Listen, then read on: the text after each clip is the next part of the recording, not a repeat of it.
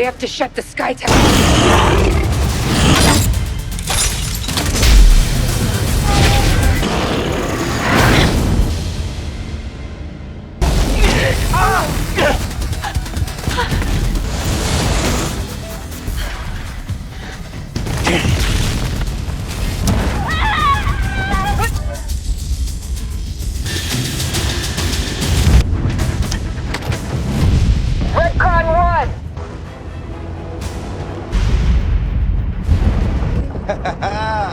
Oh, Goddamn!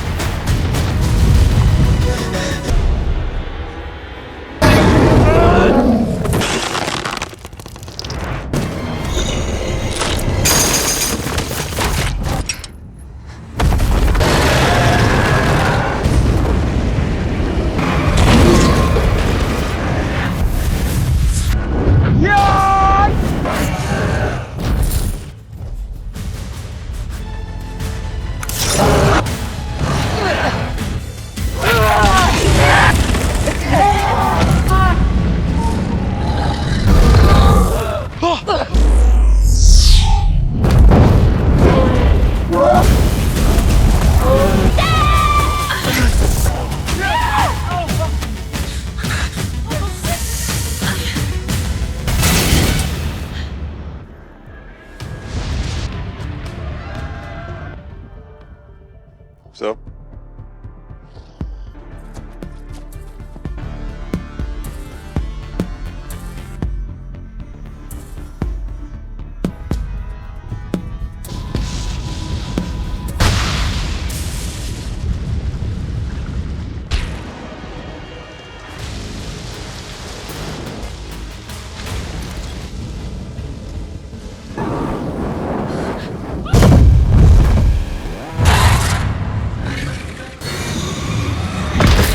Hey, Ugly!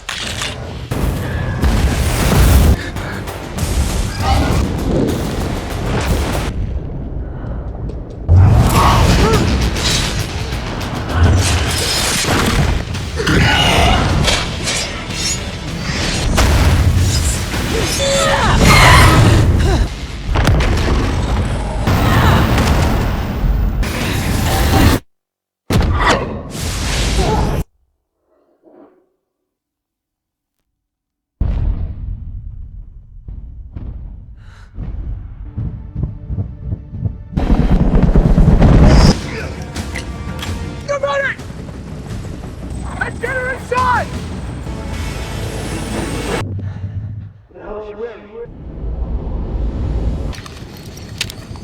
Have a lone survivor.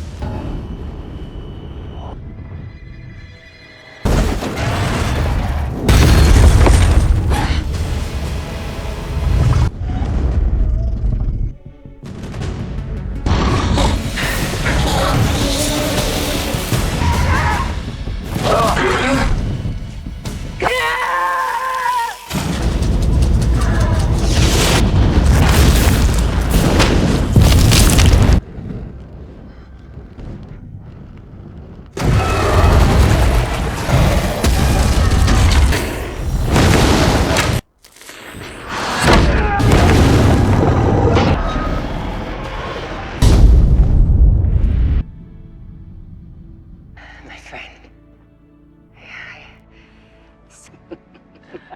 Working. Need me, sir? Chocolate? Think fast.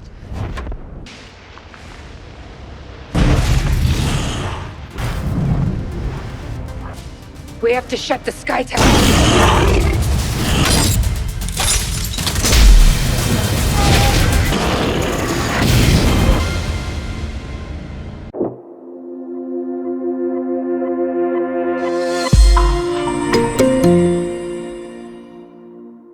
Hey guys, today we are strapping in for a wild ride through the visually stunning and utterly chaotic world of Monster Hunter, the 2020 film that decided our normal reality was just too pedestrian. We're talking about a place where every rock could hide a fanged nightmare, and survival is less about strategy and more about not becoming a monster's lunch.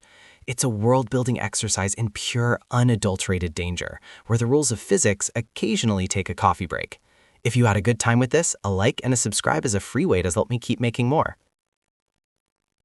The air shimmers with heat, a haze distorting the vast, cracked landscape of a world entirely alien, not ours. Here, ancient geological forces have carved canyons and mesas that stretch into an endless horizon, under a sky that shifts from a fiery orange to a deep, bruised purple. This is a place where life, even in its most barren forms, clings fiercely, and death arrives in truly spectacular fashion. Our first glimpse into this bizarre ecosystem isn't through the eyes of a bewildered human, but from the deck of a sleek, surprisingly functional airship, a marvel of cobbled-together technology made from bits and pieces of gargantuan beasts.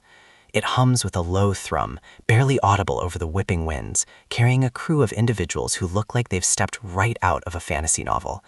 Each one is clad in intricate armor, not of steel, but of scaled hide, bone, and sharpened horn, proclaiming their mastery over the very creatures that define this hostile world. Among them is a lone stoic figure, the hunter, his face a landscape of hardened resolve, his colossal greatsword a slab of sharpened metal and monster jaw resting casually against his shoulder. His feline companion, a bipedal cat-like creature known as a palico, with eyes that hold an uncanny intelligence, scampers about, its own miniature armor clanking softly. The ship slices through the thermals, a silent predator itself, navigating a world where threats aren't just hidden, but are often kilometers-long leviathans that could swallow the vessel whole. The very existence of this ship tells us volumes. These aren't just survivors, they're active participants in a delicate, brutal balance, understanding the deep, terrifying magic and biology that underpins their reality. The distant roars, a symphony of guttural calls and earth-shaking thuds, are not signals of alarm to them, but merely the ambient noise of home. This world, we quickly grasp, doesn't just contain monsters, it is made of them, shaped by their power, their movements, and the ingenuity of those who hunt them. Cut now to a completely different reality, a stark contrast to the primeval majesty we just witnessed. We're in a Humvee, rumbling through the featureless desert of our own Earth. the familiar grit of sand and the distant hum of military communication filling the air. Captain Natalie Artemis, a U.S. Army Ranger, leads her squad, their faces etched with the familiar weariness of deployment. They're professional, disciplined, and utterly reliant on the precision of modern technology. The mundane nature of their patrol is abruptly shattered by a sudden, inexplicable sandstorm. It's no ordinary storm. The air crackles with an unnatural energy. A deep, resonant hum vibrates through their very bones, and the sky twists into an ominous, emerald-tinted vortex. The wind howls, a primal scream, tearing out their vehicles, pelting them with sand that feel like tiny, sharp bullets. Lights flicker, radios die with a fizzle, and then a blinding flash, a deafening roar that seems to rip the fabric of reality itself.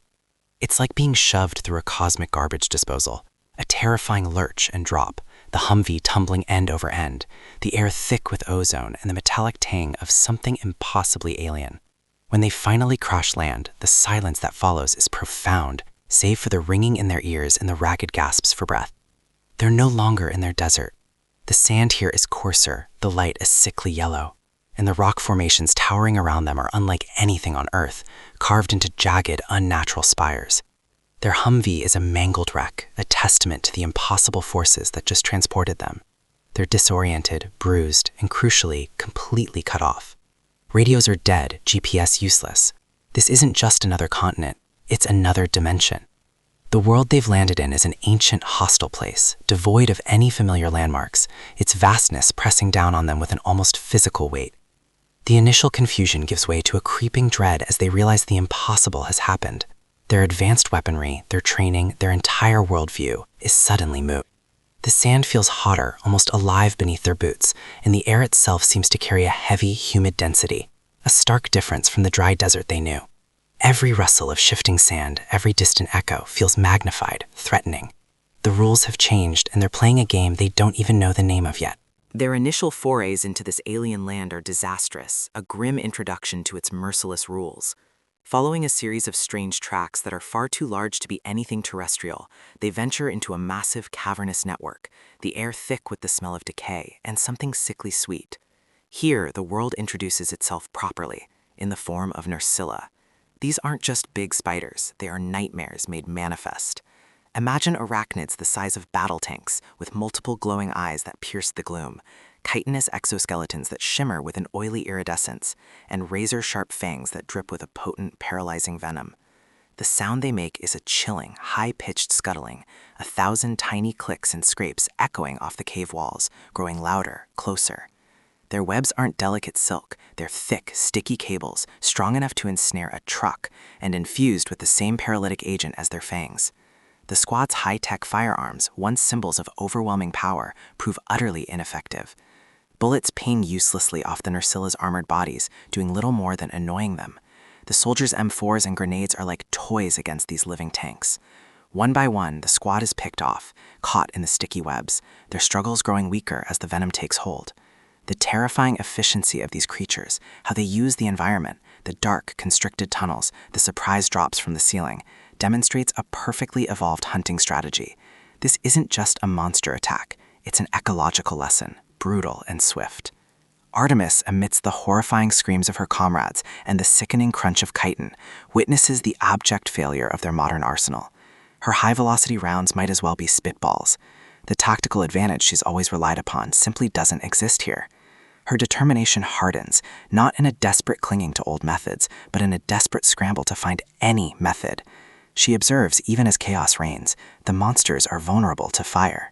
A quick-thinking move, utilizing the last of their incendiary rounds, brings down a few of the beasts, but the victory is fleeting and costly. The echoing silence that eventually descends upon the cavern, broken only by her own ragged breathing, is a heavy shroud, a testament to the swift and total annihilation of her unit. The metallic tang of fear mixes with the acrid scent of venom and scorched monster flesh in the air. She's alone, vulnerable, and facing a world that actively despises her existence, its rules a mystery she has to solve or die trying. It's a truly humbling experience, going from top of the food chain to, well, pretty much bait. Barely escaping the Nursilla's lair, Artemis emerges into the scorching open desert, the sun beating down mercilessly. The sheer scale of the landscape is overwhelming. an endless expanse of shifting dunes and jagged rock formations. Here, the world throws another lesson at her, even bigger than the last one, the Diablos. This is a true titan, a creature that makes the Nerscylla look like house cats. Imagine a desert dragon, but without the wings, instead armed with a pair of colossal corkscrew horns, a thick, ridged hide that blends perfectly with the sand, and a subterranean existence that makes it an apex predator of this vast, arid environment. Its movements are heralded by immense tremors in the ground, the very earth rippling and exploding as it bursts forth from beneath the dunes. The sound it makes is less a roar and more a booming, guttural bellow, a deep, resonant vibration that shakes the very air, rattling your teeth. It hunts by sound and vibration, making stealth a desperate, agonizing crawl. Artemis and the last remaining members of her squad, now just 2, discover this the hard way. Their modern military movements, designed for speed and direct confrontation, are like ringing a dinner bell for this beast. The Humvee, despite its armored plating, is tossed aside like a toy car, its metal groaning and tearing under the creature's immense force. The sheer power involved, the destructive capability of a creature that can shift tons of sand with a single thrash of its head, underscores the utter insignificance of humanity's conventional power in this world. The Diablos is a force of nature, an embodiment of the desert's unforgiving might. It emerges from the sand with a roar that seems to rip the sky, its colossal horns arcing through the air like ancient, deadly scythes. The ground literally cracks and buckles under its immense weight, sending plumes of sand high into the air. One of Artemis's squad members, caught in the open, is swatted aside with terrifying ease, a crumpled heap before he even hits the ground. The other, desperately trying to provide cover fire, finds his bullets doing no more than sparking off the creature's thick hide. The futility of their efforts is heartbreakingly clear. The air is thick with the dust of disrupted sand, the metallic smell of fear, and the lingering acrid scent of whatever strange minerals this world is made of. The sun glares down, reflecting off the monster's scales, making it seem almost incandescent in its wrath. Artemis, ever the soldier, tries to draw its attention, to create a diversion, but her rifle rounds are completely useless, the crack of her weapon a tiny pop against the beast's thunderous might. The sense of isolation and utter helplessness is palpable. This isn't just a fight, it's an execution. Her remaining comrades fall, their desperate cries silenced by the crushing force of the Diablos' charge.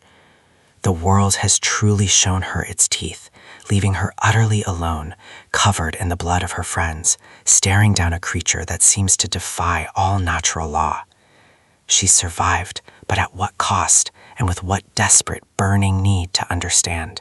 Just when all hope seems lost, a figure emerges from the blinding glare of the sun, a silhouette against the harsh light.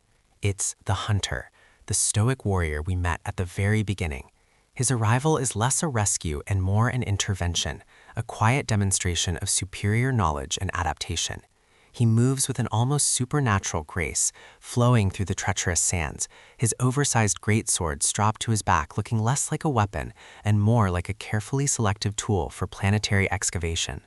Clad in armor fashioned from the hides and bones of monsters, he blends into this world seamlessly, a living embodiment of its harsh beauty. There's a profound language barrier between them. His guttural grunts and hand gestures are a stark contrast to Artemis's frantic English, yet the universal language of shared danger quickly bridges the gap. The Hunter doesn't speak much, if at all, which is honestly a great quality in a world where every misplaced sound can summon something with too many teeth.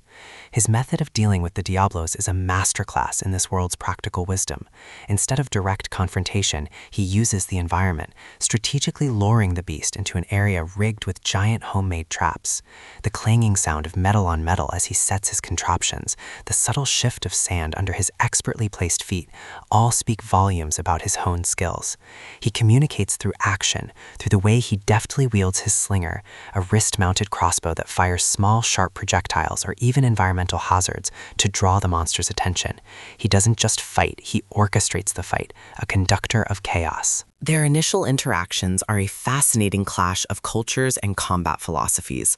Artemis, still trying to process the sheer audacity of this man facing down a monster the size of a bus with what looks like a ridiculously oversized butter knife, is a whirlwind of questions and tactical suggestions that make no sense here.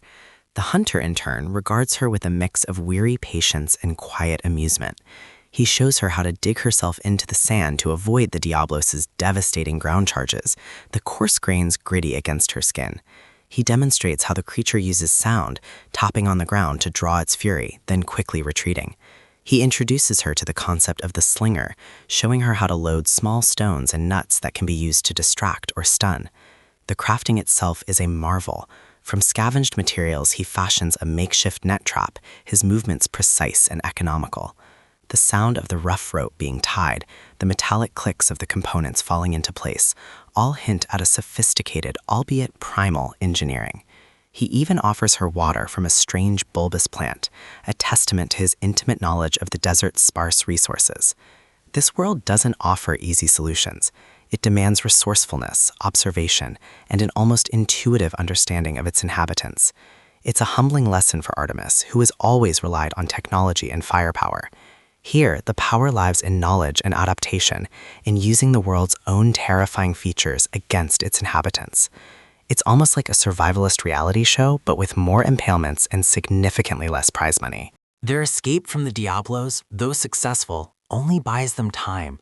The desert, unforgiving and vast, stretches before them, and the hunter understands they can't simply stay put. He leads Artemis on a journey across landscapes that shift from the familiar golden dunes to towering canyon-riddled badlands, where wind howls through natural rock formations like ancient, mournful spirits. The sounds of distant roars and the rustle of unseen creatures become a constant low thrum in the background, a reminder that they are always, always on borrowed time. This journey is Artemis's accelerated training program. The hunter teaches her the intricate art of tracking, showing her how to read the subtle signs left by gargantuan beasts, the enormous claw marks etched into stone, the peculiar scorch marks on petrified trees, the distinct odor of different monster excrement. Yes, world building even extends to monster poop, apparently. He demonstrates how to set basic traps, how to properly use the slinger not just as a weapon, but as a utility tool to dislodge obstacles or create distractions. She learns the importance of harvesting resources from the environment, strange fungi that glow with bioluminescence, herbs that have medicinal properties, the durable hides of smaller, less threatening creatures. The tactile experience of carving tough hide, the sharp snap of breaking bones to extract usable parts, is a far cry from her clean military operations. Her hands, once accustomed to the smooth cold steel of firearms, now grow calloused from handling rough tools and monster parts. She feels the weight of the hunter's colossal greatsword, a truly impractical weapon by Earth standards, yet clearly devastating here, requiring immense strength and technique to even lift, let alone swing effectively. He shows her how to properly gauge a monster's weak points, the shimmering vulnerability in certain scales, the specific angle to land a hit for maximum impact. She learns to read the terrain, to anticipate monster movements, to flow with the chaos rather than fight against it. The air in these new zones might be cooler, fresher, sometimes smelling of damp earth or strange floral notes, but the underlying tension remains. They encounter smaller but still terrifying creatures like the cephadrome, fish-like monsters that swim through sand with predatory ease, their fins slicing through the surface like sharks. The hunter patiently guides her, often with nothing more than a pointed finger or a stern look, through the nuances of this deadly ecosystem. It's a brutal curriculum, every mistake potentially fatal, but Artemis, a natural survivor, absorbs it all. She starts to shed her soldier's rigid mindset, adopting the fluid, adaptable grace of a hunter. The sounds of their footsteps, once heavy and pronounced, become lighter, more cautious, blending into the ambient calls of this living world. Their journey eventually leads them out of the parched desert into a more verdant, if equally dangerous landscape. Towering forests of bizarre, bioluminescent flora glow faintly, casting an otherworldly light through the dense canopy. Strange mushroom-like growths punctuate the forest floor, and the air is thick with the damp, earthy scent of ancient vegetation. It's in this new biome, a vibrant but still terrifying part of the world, that they finally glimpse their true objective. A colossal, crystalline tower piercing the clouds, radiating an eerie, pulsating blue light. This is the Sky Tower, a structure of unfathomable size and seemingly alien construction, humming with a powerful, almost spiritual energy. The sight of it alone speaks volumes about the ancient, technological mysteries that underpin this world. But before they can reach it, they have a flying problem to contend with. And it's a big one. Enter the Rathalos. The Rathalos is nothing short of majestic and terrifying.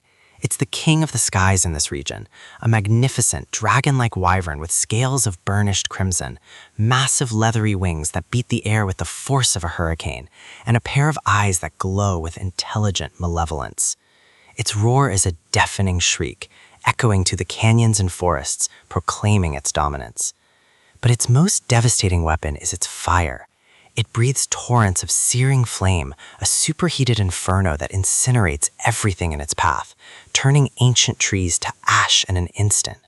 The air around it literally shimmers with heat, and the crackle of its fiery breath is a terrifying sound, a prelude to complete devastation. Unlike the burrowing Diablos or the ambush-hunting Nursula, the Rathalos surveys its domain from above, a watchful, patient hunter. The hunter explains, through gestures and grunts, that this beast is a territorial menace, responsible for much of the destruction they've witnessed. The Sky Tower, it seems, is frequently plagued by its presence.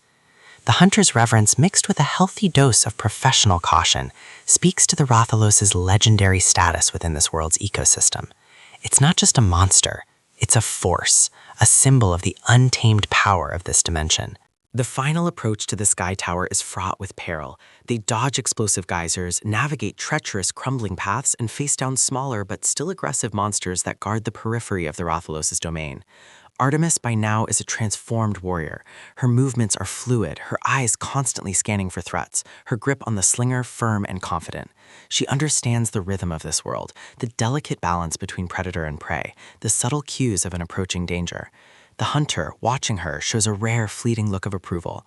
They finally reach the Sky Tower, its sheer magnitude dwarfing everything around it. Its surface is not stone or metal, but a peculiar crystalline substance that glows with an internal light, pulsing with a deep, resonant hum that vibrates through the ground. It is an artifact of immense power and unknown origin, a stark contradiction to the organic, primordial nature of the monsters. At the base of this impossible structure, they find an encampment, a collection of makeshift tents and structures fashioned from monster hide and bone.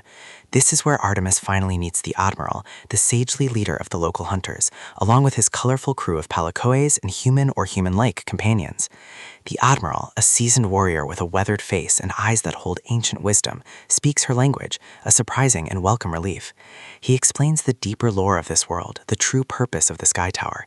It's a nexus, a portal generator, not just between different locations in their world, but between dimensions. This tower, he reveals, periodically opens rifts, pulling in creatures and people from other worlds, much like Artemis and her squad. The monstrous inhabitants of this world, the Elder Dragons, ancient godlike creatures of immense power, sense these dimensional breaches and are drawn to them, destabilizing the natural order. The Rathalos, in particular, is fiercely territorial over the Sky Tower, instinctively trying to close the portal, or perhaps ensure it only lets its kind through.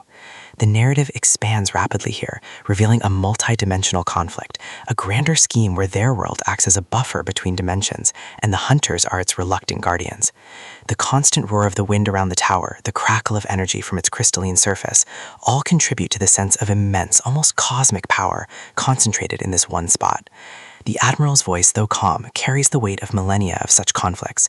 He speaks of the need to maintain balance, to prevent Elder Dragons from crossing over and wreaking havoc on other more vulnerable realities like Earth. The encampment itself is a fascinating microcosm of this unique society. Palicos and their charming little outfits and armed with tiny weapons are not just pets but indispensable members of the team, offering support, cooking meals, and even healing. The tools and weapons are all crafted from the parts of felled monsters, each piece infused with the properties of the creature it came from. The armor Artemis saw earlier on the hunter is not just decorative, it's functionally superior, providing protection against specific elemental attacks or physical damage, depending on the monster it was harvested from. The sounds of the forge, the rhythmic clang of hammer on heated metal, the sizzle of quenched steel are a constant backdrop, demonstrating the intricate craftsmanship required. Artemis is taken to the forge, where she witnesses the painstaking process of transforming raw monster parts, the shimmering scales of the Nersilla, the thick hide of the Diablos, into formidable weaponry. She's given a new set of armor, lighter and more functional, and a pair of twin blades, a far cry from her rifle, but perfectly suited for close-quarters combat against colossal beasts. The feeling of the grip, the balance of the blades, the cool metallic tang of the monster-infused metal, it's a tactile awakening. The Admiral lays out the plan. They need to defeat the Rathalos to stabilize the portal and allow Artemis to return home. It's a complex strategy, requiring the coordinated effort of the entire hunting party, each member playing a crucial role. The hunter, using his intimate knowledge of the Rathalos' patterns, prepares various traps and environmental hazards. They meticulously map out the terrain around the tower, identifying choke points, potential cover, and areas where the Rathalos might be vulnerable. The sound of their preparations, the sharpening of blades, the loading of various projectiles into slingers, the careful arrangement of explosives, creates a symphony of focused determination. Artemis, no longer a bewildered soldier, embraces her role, her tactical mind now repurposed for this new form of warfare. She's learned that brute force is often suicide. Cunning, precision, and a deep understanding of the monster are the true weapons here. Her previous combat experience, combined with the hunter's primal wisdom, creates a formidable synthesis of old and new. They are going to use the world's own terrifying features against its self-proclaimed king. And frankly, I'm here for it. It's like a really extreme team-building exercise, except the team can get eaten. The climactic battle against the Rathalos is a breathtaking display of coordinated chaos, a symphony of roars, fire, and steel. The Rathalos descends from the sky like a crimson meteor, its wings tearing the air, its guttural shriek announcing its fury. The ground trembles under the force of its landing, sending dust and small stones flying. Fire, hot enough to melt metal, erupts from its maw, scorching the earth where moments before Artemis and the hunter stood. The air fills with the acrid smell of ozone and sulfur. This is where all of Artemis's training, all her observations, all her newfound understanding of this world coalesce into action. She moves with an agile precision, dodging blasts of fire, the heat radiating off her, making her skin tingle. The crock of her newly acquired twin blades as they connect with the monster's armored hide is a high-pitched whine, followed by the deep thud of impact, each strike aimed at a vulnerable point. The hunter, a silent force of nature, wields his immense greatsword, its metallic clang against the Rathalos' scales sounding like a church bell, his swings powerful enough to send shockwaves through the beast's body. He uses the environment masterfully, drawing the Rathalos into preset traps. The battle takes them across the treacherous landscape surrounding the Sky Tower. They bait the Rathalos into a series of giant, chain-linked nets that ensnare its wings, briefly grounding the magnificent beast. The frantic flopping of its wings, the snapping of chains, the desperate roars of frustration, these are the sounds of a king temporarily dethroned. Artemis, using her slinger, fires specialized projectiles designed to embed themselves in the monster's flesh, setting off elemental reactions, perhaps a flash bomb to disorient, or a venomous dart to gradually weaken it. The Palicos, small but mighty, rush in with their own tiny weapons, distracting the Rathalos, drawing its attention away from the main attackers, their chirps and tiny battle cries a strangely endearing counterpoint to the monster's enraged roars.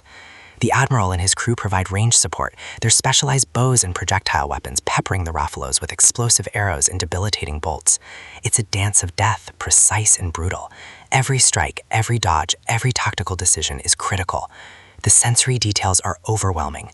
The searing heat of the Rathalos' fire, the metallic tang of its blood, the rough texture of its scales beneath Artemis's boots as she scrambles for a vantage point, the sheer force of its thrashing tail whipping through the air. Artemis, in a moment of sheer guts and ingenuity, climbs onto the Rathalos' back as it thrashes against its bonds, her twin blades digging into its tough hide, a maneuver learned from observing the hunter's methods.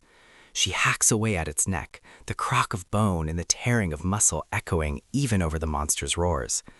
The Rathalos, enraged and weakened, eventually collapses, its colossal body shuddering as life drains from it. A deafening silence descends for a moment, broken only by the ragged breathing of the hunters and the crackling of residual fire. It's a hard-won victory, a testament to the power of teamwork, adaptation, and a deep respect for the world's brutal rules. As the Rathalos's body cools, the sky tower pulses with a more stable, brighter blue light. The portal begins to open, a shimmering, swirling vortex of energy beckoning Artemis home. The air around it crackles with power, a high-pitched hum filling the air, a sound of immense cosmic forces at play. But this world, as we've learned, never gives up its secrets or its dangers easily. Just as Artemis prepares to step through the swirling vortex, a new tremor shakes the earth, far more violent than anything they felt before. The ground splits open, not just from beneath, but in a series of massive fissures that spiderweb across the landscape. The sky tower's pulse flickers, the portal shimmers erratically. The air grows heavy with a new, ominous pressure. From the depths of these newly formed chasms, an even larger, more ancient threat begins to emerge. Another elder dragon, a creature of truly apocalyptic proportions, whose very presence warps the environment. While the film leaves its specific identity somewhat ambiguous, it hints at something akin to Gore Magala or even Nergigante, a creature of immense destructive capability, its scales dark and jagged, its roar a primordial sound that chills to the bone. Its eyes glow with a malevolent, ancient intelligence. The previous battle with the Rathalos, though epic, suddenly feels like a mere skirmish in comparison. This new beast is not just a monster, it's a literal world ender. The hunters, including Artemis, the hunter, and the admiral, barely have time to register this new threat before it unleashes a torrent of dark energy or a devastating physical attack that further destabilizes the sky tower. The portal shrinks, then expands erratically, threatening to collapse or explode entirely. The admiral, his face grim, shouts a warning. This elder dragon, if it crosses into Artemis's world, could destroy it. This isn't just about going home, it's about protecting two realities. The final moments are a desperate, exhilarating sprint. Artemis, with a newfound purpose beyond just survival, helps the hunters engage this new behemoth, utilizing every trick she's learned. The clang of the hunter's greatsword, the precise shots from the admiral's bow, and Artemis's agile twin blades combine in a furious, almost suicidal defense. They create a diversion, a narrow window of opportunity for Artemis to make her final dash for the portal. The air is thick with dust, the smell of burning energy, and the metallic tang of fear. The roar of the elder dragon is constant, deafening. Artemis finally leaps, propelled by an explosive charge, through the flickering portal, the sounds of battle and the raw energy of the other world suddenly silenced as she finds herself on the other side. But even there, the threat isn't truly gone. The sky tower, still pulsing with unstable energy, looms over Earth's skyline, a dark promise of future invasions. The sounds of Earth are faint at first, then rush back, but they're now accompanied by a new unsettling hum, a subtle echo of the world she just left, suggesting that the dimensional barrier is now thinner, more permeable. The ending is less a resolution and more a powerful opening, a bold declaration that the Monster Hunter world is not just a place, but a dimension, constantly at risk of bleeding into ours, and Artemis, now fully a hunter, is ready to face what comes next. As we reflect on this cinematic journey, it's clear that the world of Monster Hunter isn't just a backdrop for action, it's a character in itself, vibrant, brutal, and utterly captivating. It reminds us that strength isn't always about the biggest gun, but about adaptability, ingenuity, and a deep respect for the power of nature, even when that nature is trying to eat you. Artemis's transformation from a soldier reliant on technology to a hunter attuned to the primal rhythms of an alien ecosystem offers a powerful lesson in resilience. It's about finding the courage to shed old assumptions and embrace new realities, even when those realities involve creatures that defy explanation.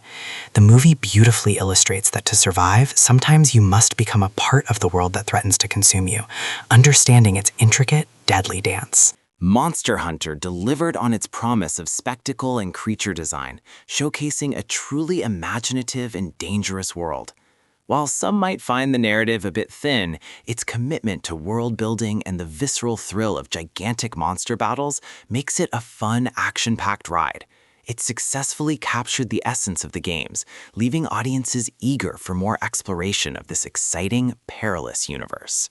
Our story kicks off not with a bang, but with a whole lot of sand, specifically in what looks like a classic sun-baked desert, where we meet Lieutenant Natalie Artemis, played by Milla Jovovich, leading a small, elite UN security team. They're on a mission, zipping around in their Humvees, doing soldier things, which mostly involves looking cool and professional. The air is thick with dust, the kind that makes your eyes gritty and your throat dry, and the sun beats down relentlessly, a vast oppressive dome of heat over the endless dunes. They're tracking something, an anomaly, a signal that just doesn't make sense out here. Suddenly, out of nowhere, a massive, swirling sandstorm materializes, a truly monstrous thing that churns the very air and blocks out the sun. It's not just any storm, though. This one has a distinctly unnatural, almost electric hum to it. Before anyone can even finish saying what the heck was that, their vehicles are caught in its terrifying maw, tossed around like toy cars. The wind howls, a deafening shriek that rips through the desert, drowning out the shouts of the soldiers and the strained groaning of their machinery. There's a blinding flash, a ripple in the fabric of reality, and then silence, save for the settling dust.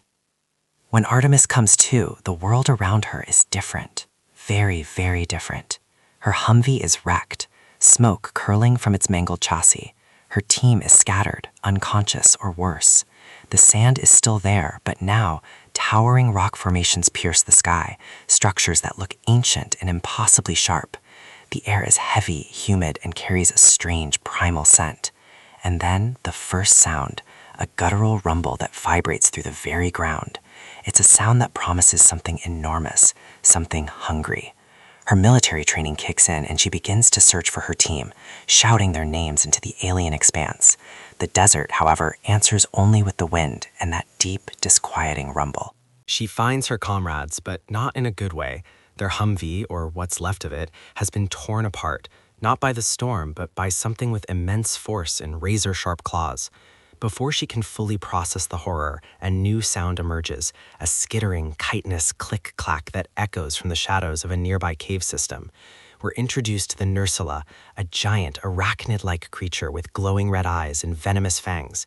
It's a creature straight out of a nightmare, and it moves with terrifying speed and agility. Its legs scrape against the rock, producing an unnerving symphony of clicks and scratches that send shivers down your spine. Artemis, ever the professional soldier, grabs her rifle and tries to make sense of this nightmare, but her modern weaponry, while powerful, feels laughably inadequate against something of this scale and sheer resilience. The creature ambushes her team, expertly employing its sticky, incredibly strong webs to incapacitate them one by one. It's a genuinely terrifying sequence, as her trained, competent soldiers who face down human threats are utterly outmatched and systematically picked off by this apex predator. The screams of her comrades are gut-wrenching, echoing through the cavern as they're wrapped in layers of silk, destined to be dinner. You can almost feel the sticky, suffocating sensation of the webs yourself. Artemis, through sheer grit and a bit of luck, manages to evade the worst of it, but she is alone, cut off from her team and staring down a creature that laughs in the face of bullets. Her survival instincts scream at her to run, and she does, deeper into the treacherous cave system, with the Nursula hot on her heels, its many legs making an awful rhythmic thumping sound as it pursues. She makes a desperate stand, using her training to set up rudimentary traps, but the Nursula is too cunning, too monstrously powerful. It's here that the film really drives home the idea that her previous world's rules no longer apply. This isn't a fight she can win with conventional tactics. Just when things look their absolute bleakest, when Artemis is cornered and about to become another silk-wrapped snock, a new figure bursts into the scene. This is the Hunter, played by Tony Jaa, a silent, mysterious warrior from this monster-infested world. He's armed with a colossal greatsword. Seriously, it's bigger than he is, looking like a slab of sharpened mountain, and moves with an almost supernatural grace. His entrance is a whirlwind of motion, a blur of practiced strikes and incredible agility. The clang of his massive sword against the Nursula's chitinous armor rings through the cave, a surprisingly metallic sound for a creature of flesh and bone. He doesn't speak a word, communicating only through his fierce determination and his incredible prowess in battle. He fights with an almost brutal elegance, clearly having faced creatures like this countless times before. He knows its weak points, its patterns, its every move. Together, in a tense, chaotic battle, they manage to drive the Nursula back, though not without Artemis sustaining injuries and an even deeper sense of bewilderment. The initial encounter between Artemis and the Hunter is a masterclass in nonverbal communication and suspicion. She's a soldier, trained to trust no one she doesn't know, especially not a wild-looking man wielding a sword that could fell a small tree. He, on the other hand, sees her as an anomaly, an outsider, a potential threat. Their first interactions are a series of tense standoffs, attempted attacks, and frustrated gestures. She tries to use her military radio, hoping for some miraculous signal, but it only crackles with static, a stark reminder of how truly alone she is. The hunter tries to convey the dangers of this world, pointing to tracks in the sand, demonstrating how to avoid traps, but his methods are primal, raw, and completely alien to her. It's a hilarious and frustrating sequence, watching them try to bridge a language gap that feels as wide as the ocean. At one point, she tries to offer him a granola bar, and he just stares at it with an expression that perfectly blends curiosity and profound confusion, before probably thinking, what kind of useless sustenance is this? Their uneasy alliance slowly begins to form out of necessity. Artemis, stripped of her advanced weaponry and reliable squad, is utterly helpless in this new environment. The hunter, while immensely capable, seems intrigued by her stubbornness and her surprising resilience. He begins to teach her the ways of his world, not with words, but with actions. He shows her how to find water by digging up specific succulent plants that look suspiciously like giant cacti with googly eyes, a truly bizarre sight. He teaches her to identify monster tracks, to set snares, and to utilize the environment to her advantage. The sounds of their training sessions are filled with the rustling of leaves, the crunch of footsteps on strange soil, and the occasional frustrated grunt from Artemis as she tries to master a new skill. She observes how he moves, how he carries his monstrous weapons with such ease, how he blends into the landscape, a true predator in his own right. The sheer ingenuity of his gear, crafted from the very monsters he hunts, is fascinating. His armor, made from scales and hide, looks both ancient and incredibly functional, a stark contrast to her sleek tactical fatigues. Their training montage, while brief, is impactful. We see Artemis struggling with the weight of the hunter's weapons, her muscles screaming in protest. The clatter of metal as she tries to mimic his swift, powerful swings with a practice sword. We also see her adopting, using her intelligence and quick thinking to solve problems in ways the hunter, for all his primal wisdom, might not consider. She's learning to listen to the world around her, to the distant roars that signify danger, the rustling in the bushes that might be prey or predator, the subtle shifts in the wind that carry crucial information. She learns to build rudimentary fire, a small, crackling beacon in the vast, dangerous darkness, which he watches with a mix of awe and a certain "why didn't I think of that" expression. The real crucible, however, arrives in the form of the Diablos, an absolutely gargantuan, horned beast that burrows beneath the sands like a monstrous desert shark. The ground itself shakes with its movement, a deep, resonant tremor that precedes its terrifying emergence. It's an imposing creature, all raw power and furious aggression, and its roar is a force of nature, a sound that rattles your very bones and makes your teeth ache. This is where the hunter truly shines, demonstrating his mastery of his craft. He knows the Diablos' patterns, its vulnerabilities, its sheer destructive capability. He doesn't confront it head-on. Instead, he uses the environment, strategically luring it into a trap involving massive ancient rock formations. The Diablos crashes into the rocks, sending debris flying with explosive force, the sound of stone cracking and shattering echoing through the desert. It's a beautifully choreographed battle, with the hunter's agility and strategic thinking pitted against the Diablos' brute strength. Artemis assists, using her rifle where she can, but more importantly, observing and learning. She sees the intricate dance between hunter and hunted, the respect for the beast's power and the cunning required to overcome it. The dust and sand kicked up by the bottle create a chaotic, almost supernatural haze, adding to the epic feel. You can practically taste the grit in the air. After a grueling battle that leaves them both exhausted and battered but victorious, they finally manage to take down the Diablos. The sheer size of the fallen beast is staggering, a testament to the raw power of this world. The hunter, with practiced ease, begins to carve materials from its hide and horns, explaining, through gestures, their value and utility. This is the heart of the Monster Hunter universe, using the parts of felled beasts to craft better weapons and armor, a sustainable cycle of survival and power building. It's a pragmatic, brutal, yet undeniably cool aspect of this world. This moment solidifies their partnership. Artemis has proven herself capable of adopting, and the hunter sees her not just as an outsider, but as a potential ally. Their journey continues, now with a shared goal, finding a way to get Artemis home. The hunter knows of ancient structures, artifacts from a long-lost civilization that might hold the key to the mysterious portals. They traverse vast, dangerous landscapes, encountering smaller but no less deadly creatures along the way. We get glimpses of the incredibly diverse ecosystem, from giant herbivores grazing peacefully to smaller territorial predators. The soundscape is always rich, the buzzing of enormous insects, the distant calls of unknown animals, the constant whisper of the wind carrying the sense of strange flora. Eventually, they reach a towering structure that looks impossibly ancient, carved into the side of a colossal mountain. It's the Sky Tower, a monument to a forgotten age, radiating a faint, almost magical energy.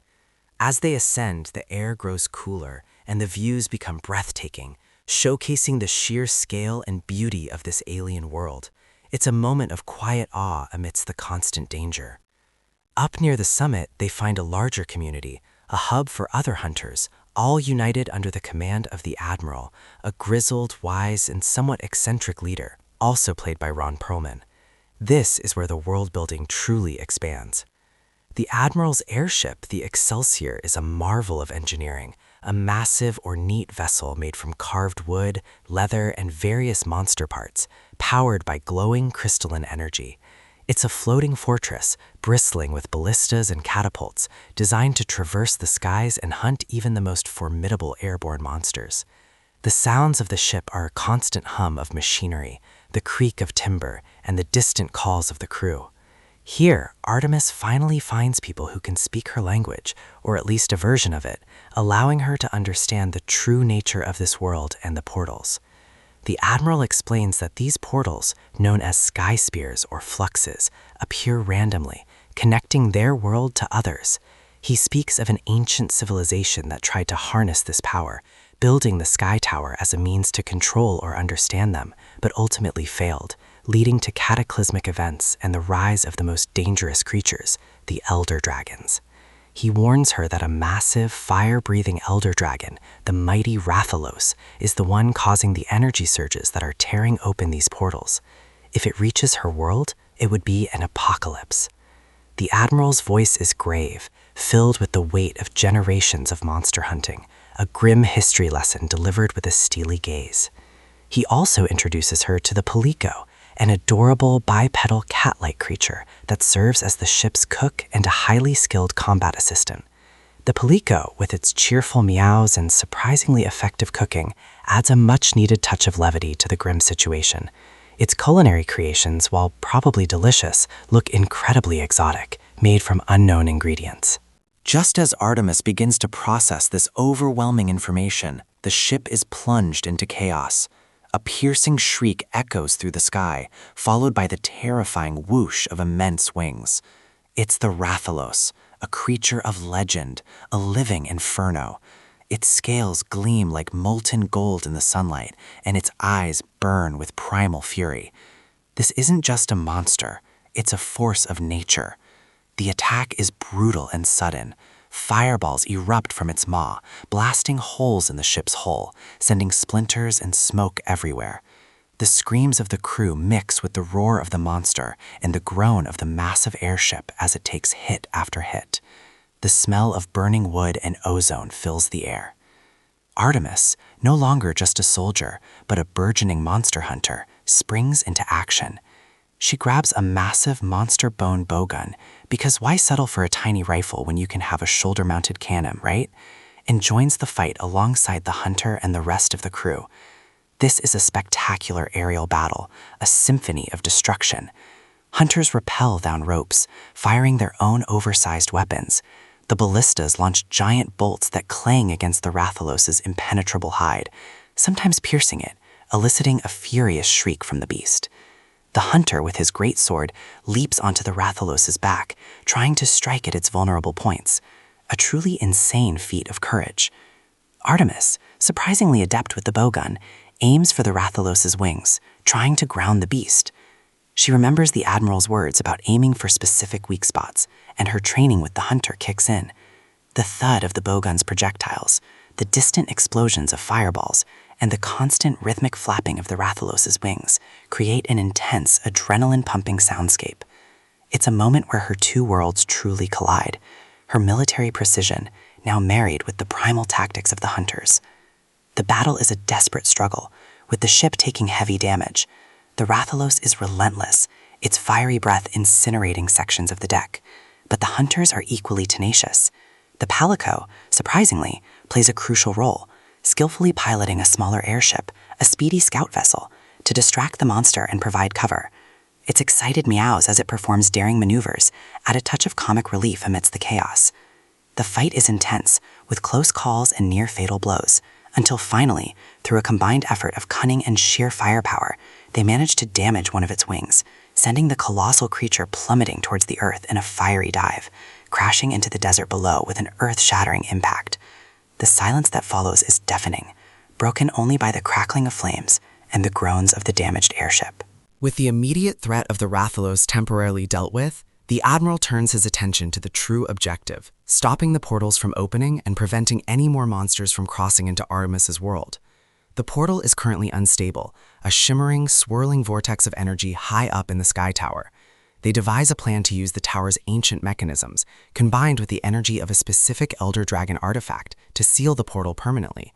This world, they explain, is filled with these Elder Dragon artifacts, remnants of creatures so powerful they shaped the very landscape and time itself. The Sky Tower was built to study and perhaps contain such forces, but it's a dangerous game. Their journey to the heart of the Sky Tower is fraught with peril. The tower itself is a testament to the lost civilization, its immense, intricate mechanisms still humming with latent power. Ancient carvings adorn its walls, depicting scenes of colossal battles between hunters and creatures of unimaginable power, hinting at the vast, untold history of this world. The air is charged with a strange, almost electric energy, and the metallic tang of old machinery fills your nostrils. They encounter more smaller monsters within the tower's winding passages, creatures that have made the ancient ruins their home. These are nimble, cunning foes, requiring the hunters to move with stealth and precision, their footsteps echoing softly on the cold stone. As they near the portal, they realize the Rathalos isn't entirely defeated. It's ascended to the tower, drawn by the portal's energy, and it's even angrier now, more dangerous. This sets up the final, epic showdown. This battle is less about brute force and more about strategic maneuvering and teamwork. The Rathalos, despite its injured wing, is still incredibly agile, using the tower's intricate structure to its advantage, breathing torrents of fire that scorch the ancient stone. The battle takes place high up with dizzying drops and crumbling platforms, adding an extra layer of peril. The sounds are a cacophony of stone breaking, fire roaring, and the metallic clang of weapons against scales. Artemis, now fully embracing her role as a hunter, fights alongside the hunter and the Admiral. She's no longer just a soldier. She's learned to read the monster, anticipate its moves, and utilize the environment. She uses her knowledge of explosive tactics, combining them with the hunter's traps and the Admiral's leadership. The hunter, with his massive sword, uses the Rathalos's own momentum against it, executing incredible aerial maneuvers, swinging from ropes and plunging his weapon into its hide with astonishing force. The Admiral, despite his age, proves to be a formidable fighter, wielding a heavy weapon with surprising power. The Palico, too, is there, darting around, setting small traps and offering support, a surprisingly fierce little companion. The teamwork is paramount. Each hunter plays a crucial role, covering for the others, exploiting weaknesses, and enduring the monster's relentless assaults. The climax of the battle sees Artemis making a daring move, luring the Rathalos towards a specific point in the tower, a place where the portal's energy is strongest. She uses a combination of her remaining military gear and the hunter's techniques, throwing everything she has at the beast. The Rathalos roars in fury, its final, desperate attacks shaking the very foundation of the tower. But the hunters prevail. With a final, coordinated effort, they manage to strike a critical blow, sending the Rathalos crashing down into the portal itself.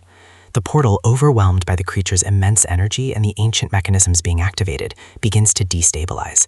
It crackles and surges with raw power, a maelstrom of light and sound, before slowly, agonizingly starting to shrink, drawing the Rathalos deeper into its void.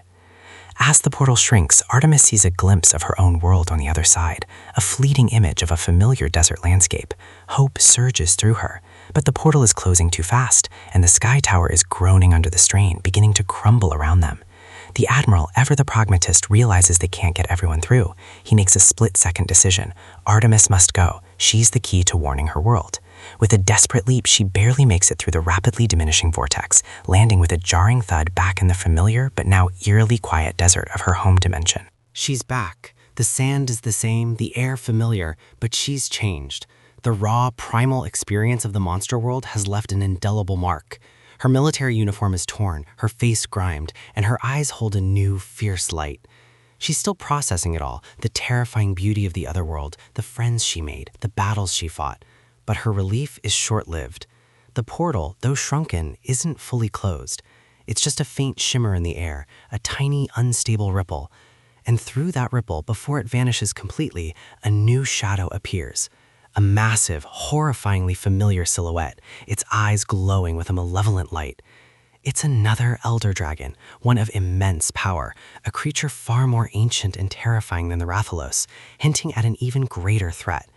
It's a chilling reminder that the danger hasn't passed, it's merely shifted.